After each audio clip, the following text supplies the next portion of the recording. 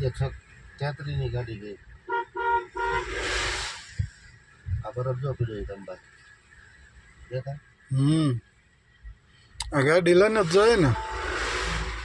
આમાં વાંધો નહીં, ઉપરથી મોટો હોય ને ઓલો વેકલો રહે ને ઉપર લે.